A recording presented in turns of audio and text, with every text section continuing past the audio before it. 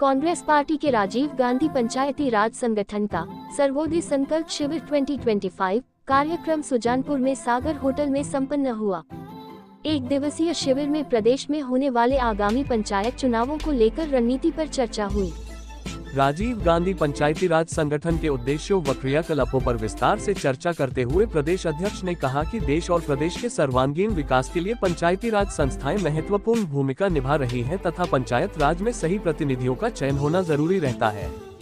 राष्ट्रीय महासचिव व प्रदेश प्रभारी डॉक्टर सुनील पवार ने कहा कि भारत को देश से राष्ट्र बनाने के लिए स्वराज की आवश्यकता थी, लेकिन स्वराज का लक्ष्य प्राप्त करना अभी बाकी है।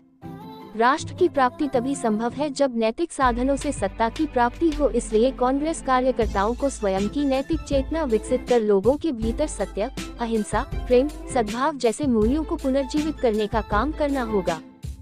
संगठन के प्रदेश संयोजक हीरापाल सिंह ने कांग्रेस विचारधारा, पंचायती राज व नगरीय निकायों के जनप्रतिनिधियों के सशक्तिकरण संबंधी जानकारी दी।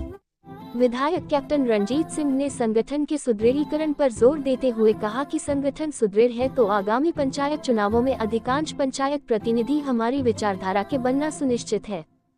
शिविर में विधायक कैप्टन रणजीत सिंह जी, राजीव गांधी पंचायती राज संगठन के प्रदेश प्रभारी डॉक्टर सुनील पवार, प्रदेश अध्यक्ष सचिन मेरुपा, राष्ट्रीय सचिव तृप्ता ठाकुर, जिला कांग्रेस अध्यक्ष हमीरपुर सुमन भारती, पूर्व जिला अध्यक्ष नरेश ठाकुर, प्रदेश सह संयोजक हीरापाल, प्रदेश महासचिव राजेंद्र वर्मा, बीडीसी अध्यक्ष आरती देवी, ब्लॉक अध्यक्ष देसराज ठाकुर सहित राजीव गांधी पंचायत राज संगठन के पदाधिकारियों, पंचायत प्रतिनिधियों व पार्टी कार्यकर्ताओं ने भाग लिया।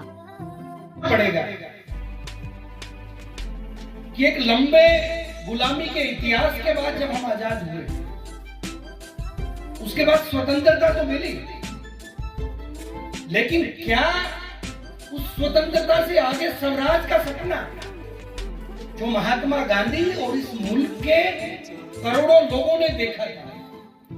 क्या उस स्वराज तक हम पहुंच पाए? आज पंडित जवाहरलाल नेहरू जी को जब याद करते हैं तो वो समय कितना कठिन रहा होगा कि 1959 में राजस्थान के नागौर से जब पंचायती राज की स्थापना की और उन्होंने सोचा कि लोगों को हमने सरकार तो चुन के दे दी, लेकिन सत्ता की चाबी तो चंद जनप्रतिनिधियों ने अपनी जेब में डाल के रखने का कार्य किया। तो जब करोड़ों लोगों की शहादत के बाद ये मुल्क आजाद हुआ,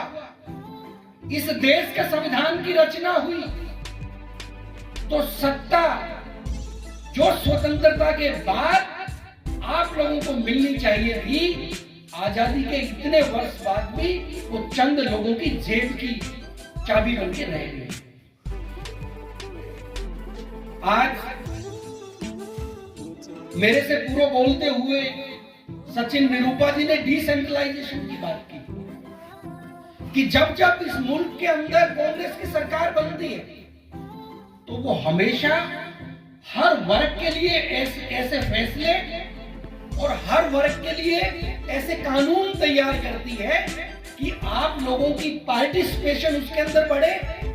और जो गांधी का जंत्र था, गांधी का जंत्र क्या था?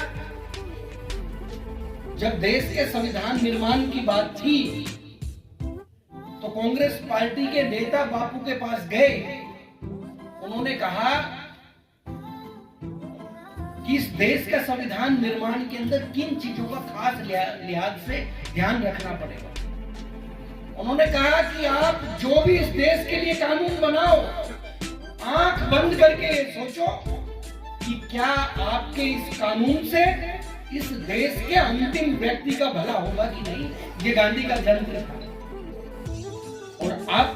हम सबको आंख बंद करके सोचना पड़ेगा कि आजादी के पश्चात आज तक जितने भी कानून इस देश के अंदर बने, जब जब कांग्रेस की सरकार आई तो कांग्रेस की सरकार ने